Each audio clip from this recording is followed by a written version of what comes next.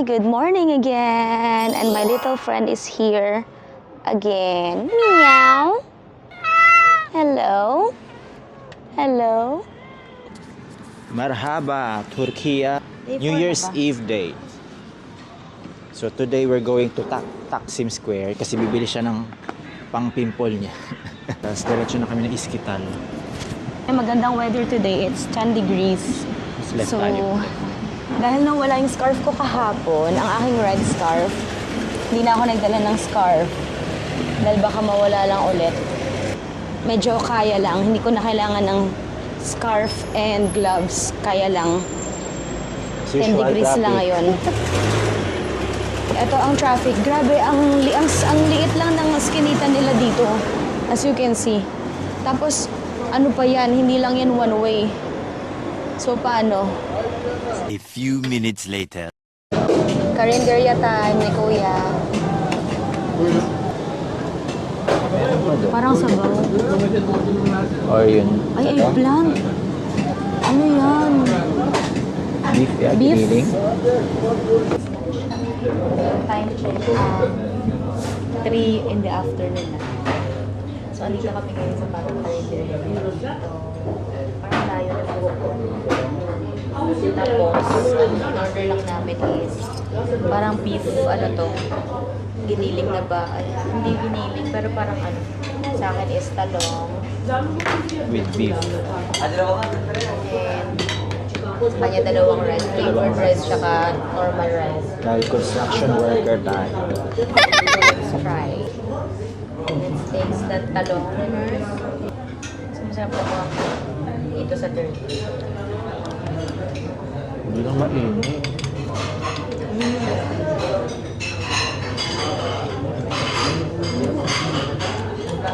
Kulang ng toyo. Maganda dito kasi hindi mag-wala kung bakit wala. Oo nga.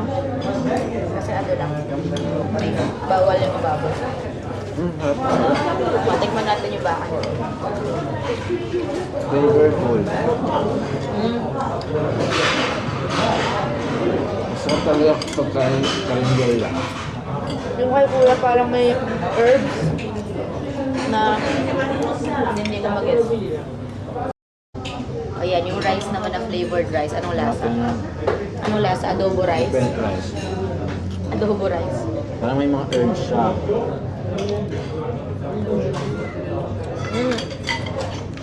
Parang may pagka-biryani pero iba. Tsaka hindi basmati yung gamit. Ay! Parang hindi nga basmati. Bali yung lahat na, excuse me.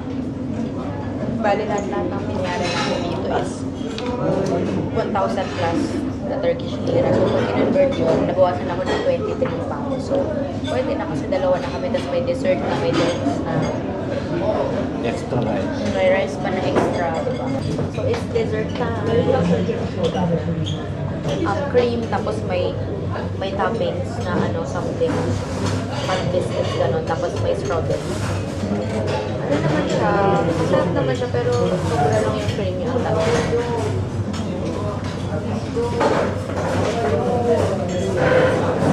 Pero nakakaumay. Ito yun naman, chocolate cake.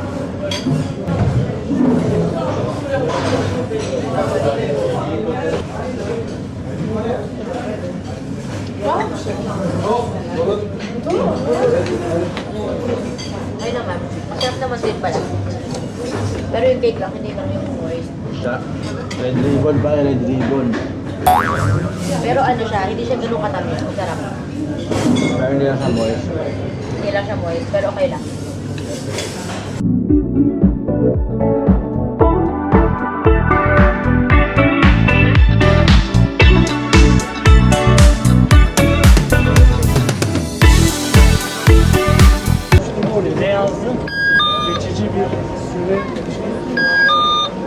Kuya, dito ka dali. Dito ako.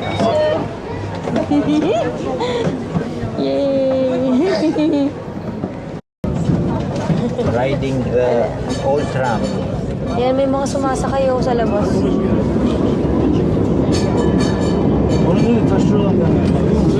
Görüş mesafesini kapatın diye. Şunu kesip buraya alın. sobrang bagal Hindi lang. po ito traffic. Dahil tourist area siya, yun ang dami tao. Oo. Kaya Parang siyang sobrang... siya, high street or parang Oxford Circus. Oxford Circus na. Kasi may mga stores. Sobrang bagal lang ng takbo namin actually. Parang pwede lang na maglakad. Ito nga si Kuya, una kasabi to, hello, for the gram. Or ano lang. For aesthetic. For aesthetic lang siya.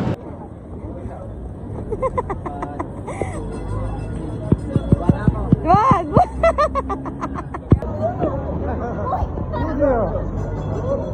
5 minutes later. So, andito, Marhaba, Turkey. andito kami sa... Hagia Sophia, the most, I think so, the most famous iconic landmark ng Istanbul, Turkey. Yeah, so, kailangan naka-scarf dahil may mga babae kasi sa hair. Yes, kasi ano siya, it's still a mosque and museum at the same time. So yun. So we don't need to fall in line sa queue kasi bumili na kami ng aming skip the line ticket sa Klook. Salamat, Kita ka. Klook. Ayan. Kahit di siya sponsor. Yeah. It's very helpful. Tapos ang maganda pa dito, wala siyang specific time. So 24 hours open yung mosque. So anytime. Wah, medyo. Ano ba ito? Paakit naman lahat. Nakakapagod yung daan. Yan.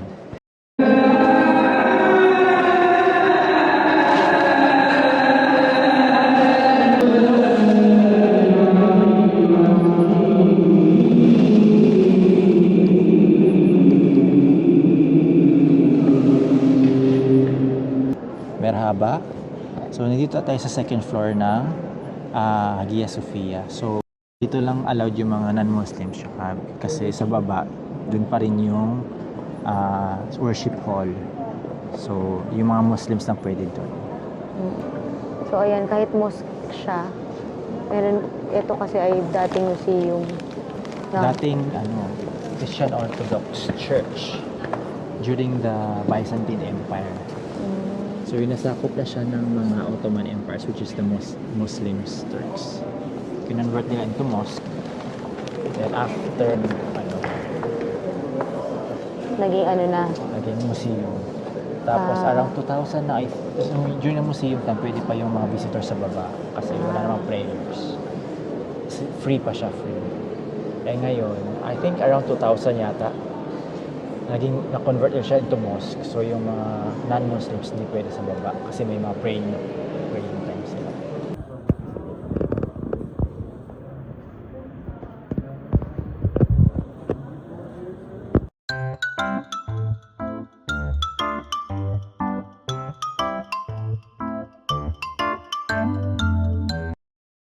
ayan! We're back in our hotel.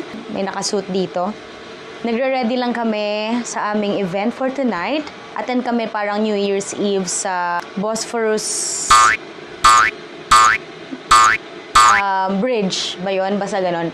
From there, mag-watch kami ng fireworks sa New Year. Time check, it's already 7:13 ng gabi. We'll go there na in a minute. And the hotel that we are in is so sweet. Grabe.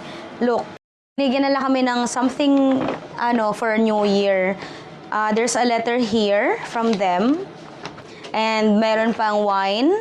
And merong, I think this is a scarf or tablecloth. Hindi ko alam. Pero parang mukha siyang scarf. Kung scarf man siya, may kapalit na yung red scarf ko na nawala. Ay, merong Turkish Delight. Hindi mawawala ang Turkish Delight. Ayan, he's ready na and ready na kami to go. Are you ready? Okay, we're going na doon. Sige.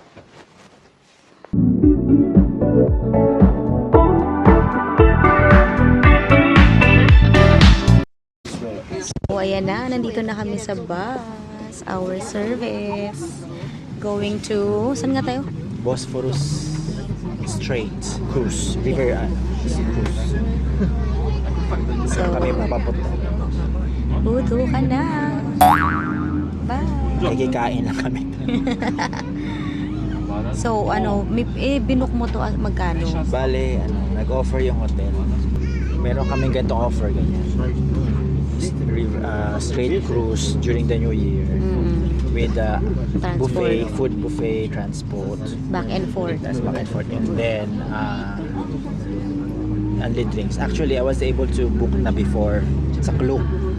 And then, nag-text sila dito. Sabi, naisip ko, baka mahirap mag-commute mamaya. Oo nga. At least dito connected sa hotel. Di, kinancel ko na yun sa Klook, tapos dito na. May transfers na. Ano lang naman, parang 2 euros lang yung difference. So ito ay magkano? Hindi, mas mura nga to actually. Mas mura to siya ng 2 euros. So, ito na lang. Kahit sa mga, baka mawala-wala pa kami mamaya, alas 2. So magkano to per person? 360 euros yung binayad. So divide by 2. By 2. Hello. Bakacağız abi. Sakay na. Tamam, welcome.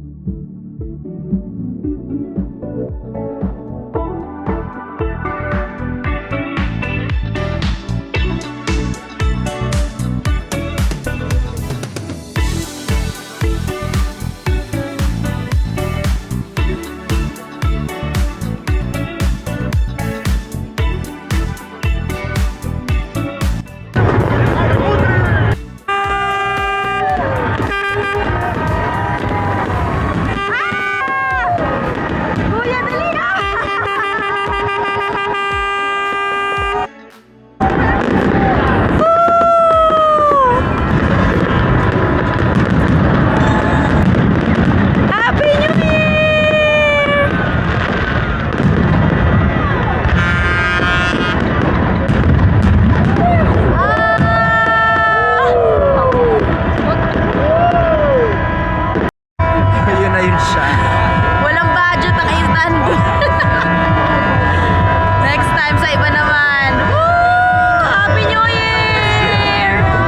8 hours later.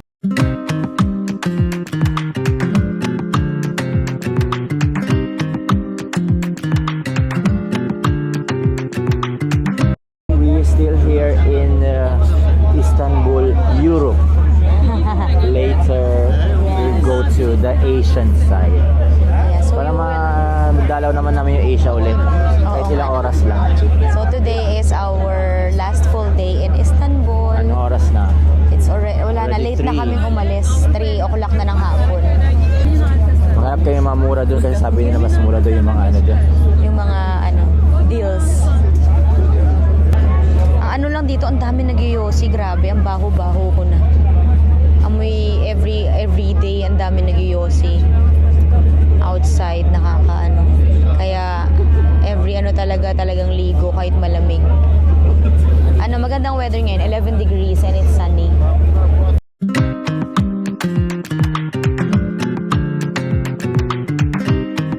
A few minutes later.